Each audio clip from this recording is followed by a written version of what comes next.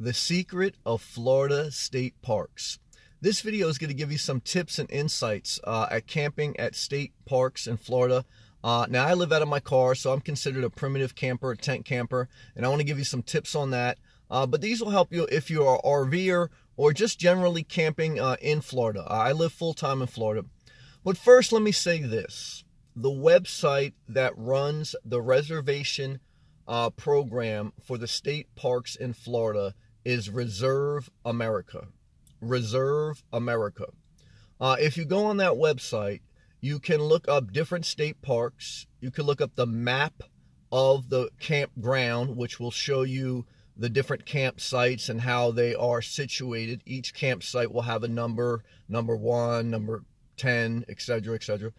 And you can also reserve. And here's like the first really tip, secret, or insight, is that on that website, Reserve America, when you go to reserve or look at what is open at a state park specifically, most campsites in decent areas are going to say all reserved during the winter months in Florida.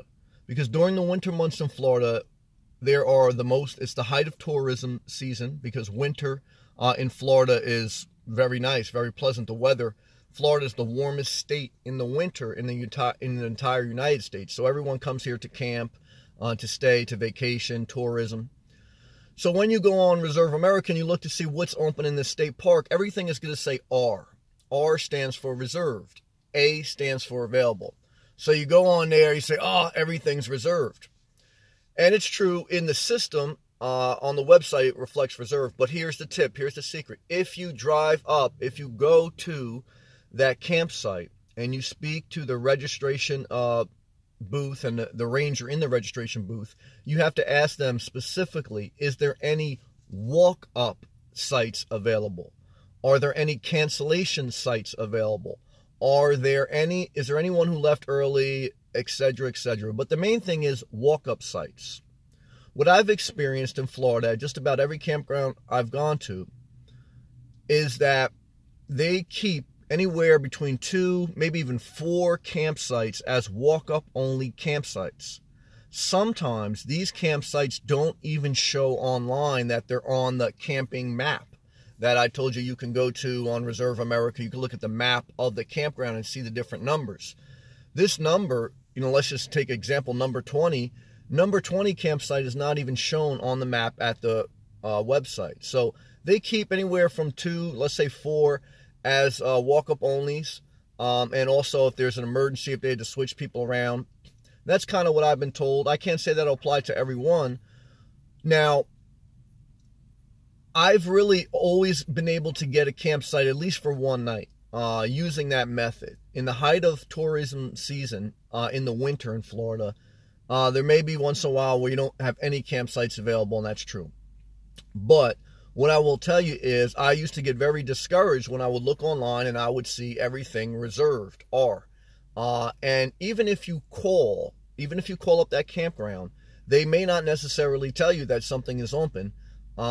It all depends kind of who you get, but you definitely have to go there and you definitely have to lead the conversation. And you have to say, look, I am looking for a walk-up campsite. I'm looking if there's any reservations. And you have to kind of like gently push them a little bit to look for that. Did anyone return, check out early and put it in like the return box? You kind of have to push them a little bit because especially in the middle of the winter, they're busy. They just look at the computer like you a lot of times. And a lot of them don't look for that walk-up only section of campsites that they may have. So that's number 1. Number 2 is if you are primitive camping, living out of your car like I do, you want to bring yourself an extension cord and an outlet splitter.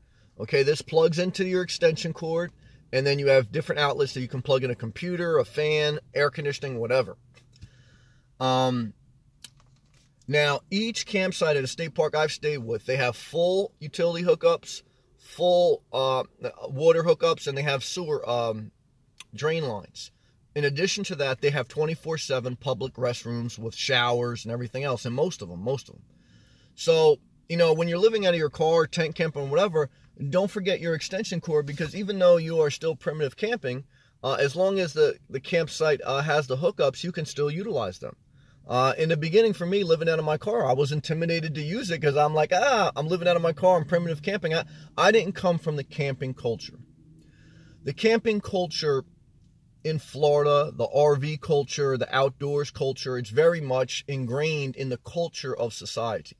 In New Jersey, where I come from, it is not so much. I mean, the camping culture really doesn't exist. Campgrounds are not open all year round in New Jersey. In Florida, they are. And in Florida, the state's so big, there's so many state parks. And also, I want to say county parks and private parks that I also stay at. But their online systems are a little bit different, but you can also use the same walk-up method. It's, but again, Florida is just, it has all these different camping options. Some free camping, etc., etc. And free camping, I did a video on that. It's basically through the water management websites in the different districts. Southeast District, Northwest District. You go online, you search, and you apply for a special permit. But also, what you want to bring, a tip, an insight, a secret, is you want to bring a fan. Now, in the winter, like it's cold this morning, I woke up, I don't know what it is, 62, so it's cold, but it'll get up to the low 70s. You want to have a fan. Obviously, in the summer, you're going to sweat. This fan doesn't quite do it. I sweat. I'm a little bit uncomfortable in the summer because, again, I live in Florida all year round. But you want that fan. You want that fan even in the winter, even when it's cool, even when you're in your blankets. I was in my blankets last night because you want to keep the air moving. I always sleep with my windows cracked, but you want to keep your air moving, specifically if you're living in your car, you're camping in your car, you're sleeping in your car or van, or even RV. I think you need that airflow. You may have a fantastic fan or whatever if you're in the RV. This is your fantastic fan when you live in your car. Okay, this is your. So just make a mental note of that. And those are like just some tips and insights. Definitely the walk-up sites is the main thing that spurred me to make this video, because I can't tell you how discouraging it would get when I look online. I get scared, like, oh, nothing's available, nothing's available. And you go there, and there may not be any long stays available, but I usually always been able to get one night. And obviously try to avoid going on the weekend. Try to go on a Sunday, or try to go in the middle of the week and try to get it, because people tend to be checking out during the weekdays and checking in during the weekends. And then, like I said, get yourself an extension cord, get yourself an electrical splitter so you can use electrical outlets. You're paying for it. The cost for a state park to camp at them, anywhere from $22 a night to $26 a night. And the other tips, which I've shared in the past, is you get 50% off. 50% off if you're a Florida senior resident over 62 years old, if you're a Florida, or if you're disabled and you have documentation to show that you have certification of being disabled from the government. And the third way is if you have a foster home. If you work with foster kids and you run a foster home or whatever it may be, and you have foster kids, you get 50% off. So being a senior citizen, being disabled, having foster kids, 50% off if you bring the documentation. Okay?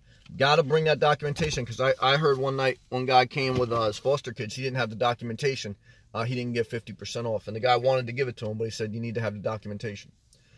So other than that, I mean, those are the main tips. Those are the main insights. I enjoy living out of my car. Just trying to share with you as I go, in my own way, the different insights, and you take a little bit out of it. Hopefully it help you. If these videos help you, please appreciate you clicking the thumbs up button, subscribe. Every night on this YouTube channel I go live. You can come in, you can interact with me, leave a comment, we can share. Outside of that, stay as positive as possible. Keep pushing forward.